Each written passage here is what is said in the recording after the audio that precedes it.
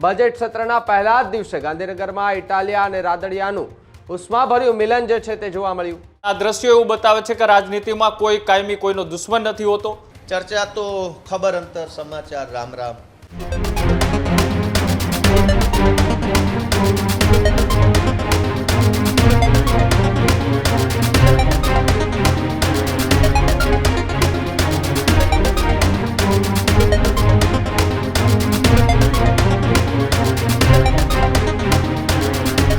ગુજરાતની રાજનીતિને લઈને સામે આવી રહ્યા છે કે જ્યાં આમ આદમી પાર્ટીના ગોપાલ ઇટાલિયાની ભારતીય જનતા પાર્ટીના દિગ્ગજ નેતા જયેશ રાદડિયા સાથે સ્નેહભરી મુલાકાત થઈ છે। બજેટ સત્રના પહેલા જ દિવસે ગાંધીનગરમાં ઇટાલિયા અને રાદડિયાનું ઉષ્માભર્યું મિલન જે છે તે જોવા મળ્યું। બંને ધારાસભ્યોએ એકબીજા સાથે હાથ મિલાવી અને પછી ગળે પણ મળ્યા। એકબીજા સાથે હાથ મળાવી અને એનો વિડીયો જે છે તે સોશિયલ મીડિયા પર સામે આવ્યો છે, જેમાં ભારતીય જનતા પાર્ટી અને આમ આદમી પાર્ટીના નેતાએ એ ચર્ચા પણ કરી છે। સાથે જ વાત કરવામાં આવે તો રાદડિયા અને ગોપાલ ઇટાલિયા વચ્ચે આ મુલાકાત જે છે તે થતી હોવાના એક્સક્લુઝિવ દ્રશ્યો જે છે તે આપણે સ્ક્રીન પર દેખાઈ રહ્યા છે કે જ્યાં સત્ર પહેલા બજેટ સત્ર પહેલા અને એ બજેટ સત્રની અંદર જતા પહેલા એટલે કે સત્ર ચાલુ થાય પહેલા જ્યારે સૌ કોઈ લોકો અંદર જતા હોય એ બહાર જ્યારે મુલાકાત કરતા હોય છે ત્યારે દરમિયાન ગોપાલ ઇટાલિયા અને જયેશ રાદડિયા બંનેની આ મુલાકાત જે છે તે જોવા મળી રહી છે અને આ મુલાકાતની અંદર કંઈક ખાસ ચર્ચા પણ કરવામાં આવી છે અને બંને ખુશ જોવા મળી રહ્યા છે। ઉષ્માભેર એકબીજા સાથે વાતચીત કરતા પણ દેખાઈ રહ્યા છે અને એનો વિડીયો જે છે તે એક્સક્લુઝિવ સામે આવ્યો છે। ત્યારે આમ આદમી પાર્ટીના ગોપાલ ઇટાલિયા આમ તો ચર્ચામાં રહેતા હોય છે, કારણ કે ભારતીય જનતા પાર્ટીના કેટલાક નેતાઓ પર આકરા પ્રહારો કરતા જોવા મળતા હોય છે, સત્તા પક્ષ પર પ્રહારો કરતા જોવા મળતા હોય છે અને એમાંના જયેશ રાદડિયા સાથે આ પ્રકારની એક મુલાકાત એ પણ એક ચર્ચાનો વિષય જોવા મળી રહ્યો છે। કૃણાલ મારી સાથે જોડાયા છે। કૃણાલ, જે રીતે ગોપાલ ઇટાલિયા અને જયેશ રાદડિયાની ઉષ્માભેર આ મુલાકાત જે છે તે કંઈક ખાસ મનાઈ રહી છે, શું ચર્ચાઓ થઈ હશે, શું લાગી રહ્યું છે રાજનીતિમાં અત્યારે કયા પ્રકારની આ બંનેની મુલાકાતને ચર્ચા? બિલકુલ, આ દ્રશ્યો એ વિધાનસભાની અંદર એ બજેટ સત્ર છે તે શરૂ થતા પહેલાના દ્રશ્યો છે। આમ તો અનેક કાર્યકર્તાઓ એ પોતાના નેતાઓ જ્યારે ચૂંટણીઓ લડતા હોય છે ત્યારે એકબીજાના વિરોધીઓ તરીકે પ્રહારો કરતા હોય છે।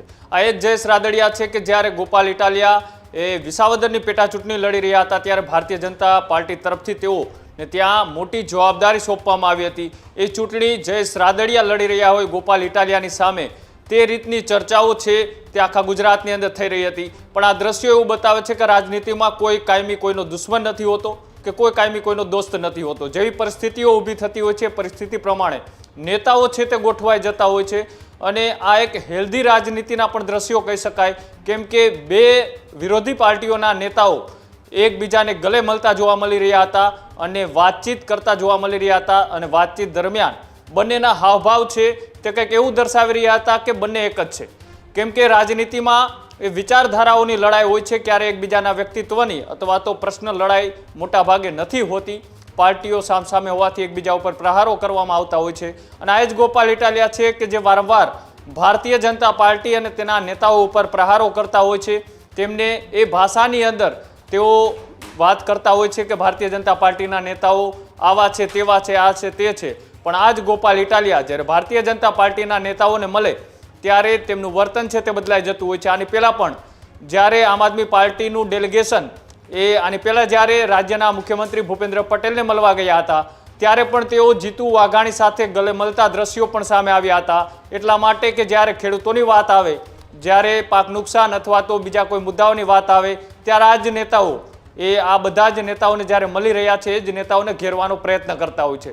એટલે આ દ્રશ્યો એ વારંવાર એ ગુજરાતની રાજનીતિને લઈ સામે આવતા હોય છે। જ્યારે જ્યારે સત્ર મળતું હોય છે ત્યારે આવી તસવીરો એ કેમેરામાં કેદ થતી હોય છે અને ત્યારબાદ આ મુલાકાત છે તેમને ઔપચારિકતા માનવામાં આવતી હોય છે, પણ ઘણું બધું હોય છે આ મુલાકાત પાછળ। પણ જે મુલાકાત થઈ હતી આ મુલાકાતને લઈ ચર્ચાઓ પણ અનેક થઈ રહી હતી અને અનેક ચર્ચાઓની વચ્ચે જ્યારે ગોપાલ ઇટાલિયાને આ મુદ્દે પૂછવામાં આવ્યું ત્યારે ગોપાલ ઇટાલિયાએ શું જવાબ આપ્યો હતો હસતા હસતા, આવો તે પણ જોઈએ।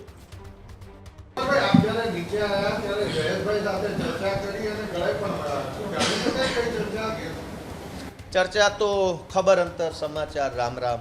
કેવું છે કેવું નથી માર્ગદર્શનની આપ લે વગેરે વગેરે કોઈ ખાસ વિશેષ ચર્ચા છે નહીં. ભાઈ, આપ જ્યારે નીચે આવ્યા ત્યારે જયેશભાઈ સાથે ચર્ચા કરી અને ગળે પણ મળ્યા. શું જાણી શકાય કઈ ચર્ચા?